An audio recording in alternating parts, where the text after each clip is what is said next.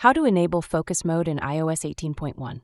Hey guys, in this video I'll show you how to enable and customize focus mode on your iPhone with iOS 18.1. Let's get started. Open the Settings app on your iPhone, scroll down and tap on Focus. Choose a focus mode. You'll see options like Do Not Disturb, Work, Personal, or Sleep. Tap on a mode to configure it. Enable focus mode. You can enable focus mode via the Control Center by swiping down from the top right corner and tapping the focus icon. Set allowed notifications. In the focus settings, tap People to choose contacts allowed to notify you. Tap Apps to select apps that can send notifications while focus mode is active. Customize your focus. Tap Options under your chosen focus mode to fine-tune settings. Choose whether to silence notifications completely or show them on the lock screen.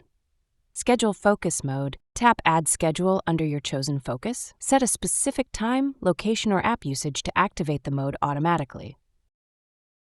Link to lock screen or home screen. Tap Customize Screens to associate a specific lock screen or home screen with your focus mode.